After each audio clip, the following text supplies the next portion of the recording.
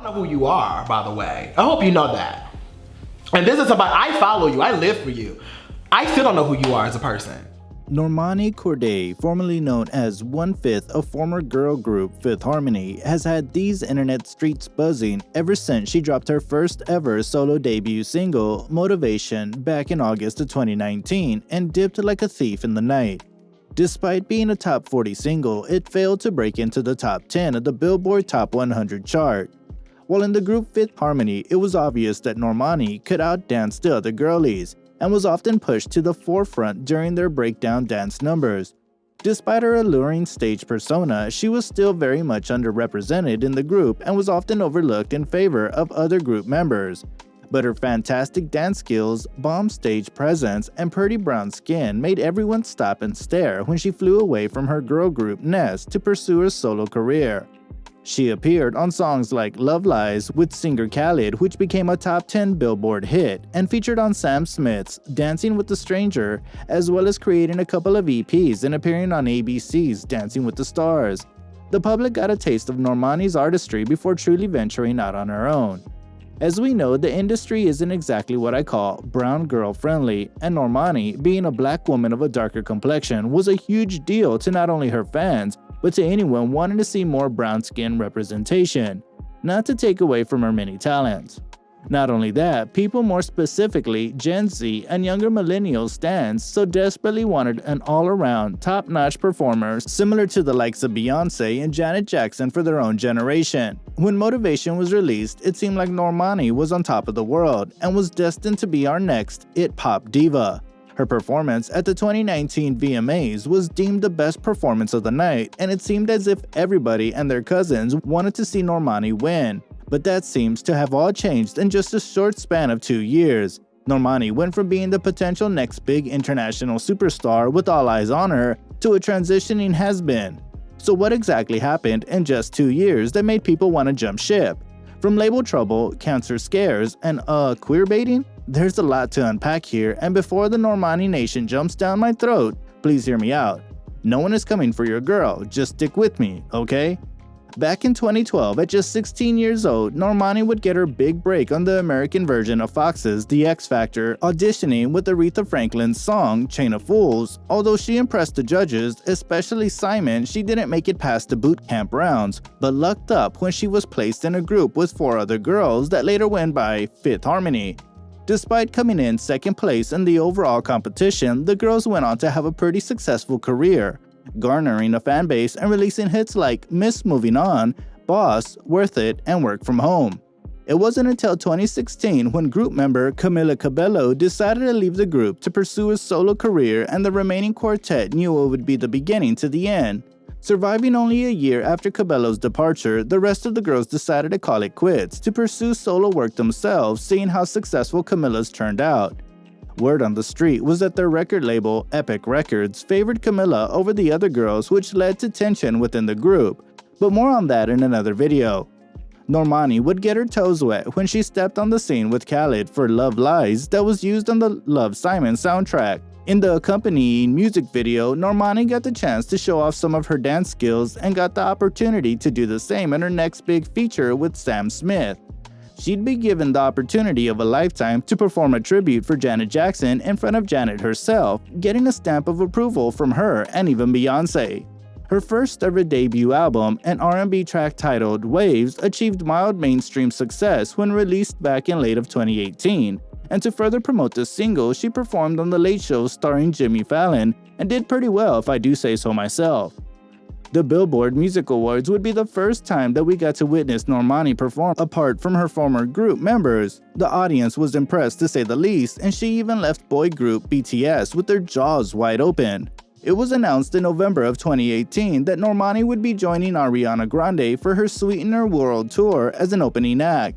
While on tour, Normani's sets usually started off with her singing a couple of Fifth Harmony songs. She also sang her featured songs from her and Calvin Harris's EP, her own songs like the song Waves, of course paired with a couple of dance breaks in between. Fans were ecstatic to see the former 5H member showing off her stuff, but despite her putting on a fantastic performance, fans couldn't help but notice the many similarities between her and Beyonce's style of performing. The critics weren't necessarily that of a complaint, but more so an observation. Regardless of that, Normani was gaining new followers and supporters, and by the end of the Sweetener Tour, Normani's name had definitely stuck with us. Flash forward to August of 2019, Normani makes her debut at the 2019 MTV Video Music Awards with a performance deemed the best performance of the night.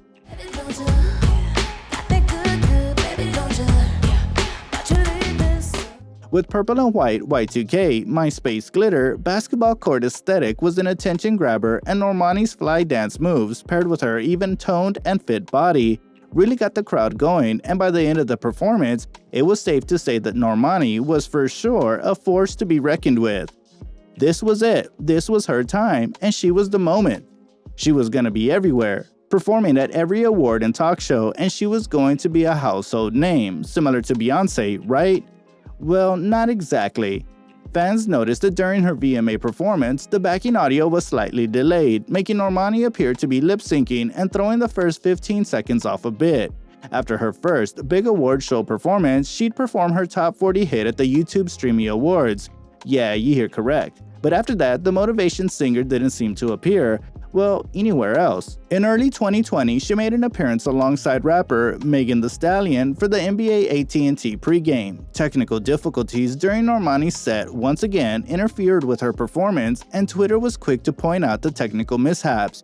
People were dragging our good sis for her off-key vocals, tight Lakers-inspired stage outfit, and overall lackluster performance. She looked like something was wrong, and fans could definitely tell. The rest of 2020 was a hush-hush year for Normani, which made her tinfoil hat start to tingle. After being sung praises by Beyonce and Janet, a huge summer bop, and being the talk of the town in the entirety of 2019, we were left wondering what happened to Normani. Speculations about issues with her label, RCA, has been a talking point since the start of her solo endeavors, but no one knows for sure what's really going on behind the scenes. We do know, however, it is that in 2020, Normani's mom developed breast cancer for the second time, leaving fans to wonder if that was the reason for Normani's absence. And of course, COVID-19 happened, which shut down venues all over the world, halting many from working and artists from performing, so there's that. Normani came out of hiding and released her song and music video for Wild Side featuring Cardi B in July of this year. 2 years after her first big debut, Normani was back, but the hype surrounding her had died down since her Motivation days. Fans were eager for Normani's return, but after listening to the song, fans deemed the song as a grower while others called it a hit or miss and overall snooze fest. Some said that Cardi's verse should have been cut altogether since this was Normani's moment. The song peaked in at the top 20 of Billboard, but quickly fell 31 positions in the following week. Similar to her Motivation video, the music video for Wild Side showed off Normani's dance skills and even appeared to be Aaliyah inspired, which isn't a stretch since the beat itself is a sample from Aaliyah's song, 1 in a Million. Many felt as though the song just wasn't giving what it could have possibly gave, and Normani's interview with Zach Sang made her suspicions valid when Normani revealed that not only did she pay for the Wild Side music video with her own money out of her own pocket, but it was supposed to be released as her first comeback single. The 2021 official lineup for the annual Video Music Awards was announced on September 8th with Normani nowhere in sight. In response to a Twitter user asking her about the award show, Normani claimed that the VMAs didn't ask her to perform, but that her label was doing everything they could to get her a slot on the show. The nation spammed the MTV and VMA official social media accounts, pleading them to allow their girl on the VMA stage. All that begging must have manifested because less than 3 days before the VMAs were set to premiere, Royals singer Lorde dropped out at the last minute and her slot was given to Normani. Of course, this was a win for the nation, but the locals were not here for what they called Normani's begging. Even though I must point out that it wasn't Normani herself that begged the VMAs, but her fans. Like the 2019 VMAs, Normani's performance at this year's show was once again deemed the best of the night, and to think they almost didn't book this girl.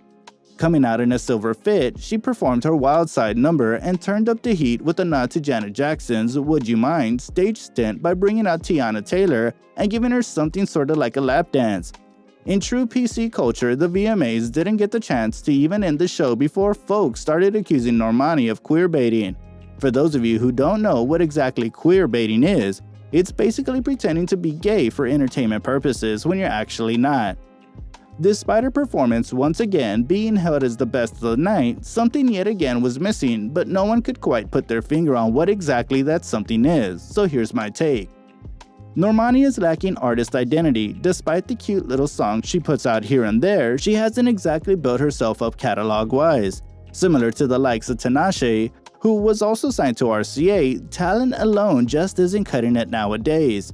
Yeah, Normani can sing, dance, and perform her butt off, and yeah, she may be pretty, but she's going to have to show up and show out if she really wants to differentiate herself from the rest. On top of that, she lacks social media connection and hasn't quite figured out how to use social media in a way to boost her following. Being social media savvy, like Doja Cat for example, is a great way to pick up where the label lacks. And I hate to be that person, but Normani just isn't doing enough aside from her label to get casual listeners to want to listen. Artists like Doja didn't get that big push from the label till she went viral several times. So it seems as if RCA just doesn't want to blow a bag over Normani, knowing that Motivation and Wildside didn't do as well as they'd hoped, until they know for sure that Normani is their it girl. Of course, I have to throw in the fact that colorism and race do play a huge part in one's journey within the industry. The work 3 times harder than everyone else phrase is accurate, but we can't solely blame colorism on Normani's lack of connection to the general public, considering the fact that brown-skinned artists like SZA have established an image and sound unique to her that catches mainstream attention. Like I said earlier on in the video, RCA were the ones fighting for Normani to perform at the VMAs, so can we solely blame her label? Overall, it just seems as if RCA doesn't know what to do with her. She hasn't established herself enough to have an image of her own, and she doesn't have enough music out to make folks gravitate to her specific sound. Normani honestly just seems like one big mystery. All we know is RCA not capitalizing off the hype from the Motivation era could possibly be the biggest fumble bag in history. Like every other artist that stood the test of time, Normani just needs a really good gimmick, and before y'all begin to write think pieces in the comments, no one is comparing Normani to the artist named in this video. They were simply used as an example. In regards to the title of this video, Normani isn't our next Beyonce, because there will never be another Beyonce, but Normani is, however, the first Normani. Let's just hope we get to see what Normani is really about. As of now, Wildside is picking back up steam thanks to TikTok, and Normani revealed in her Zach Sang interview that her album is on the way. Let's just hope it's for real this time. What do you think Normani could do differently? Let us know in the comments down below.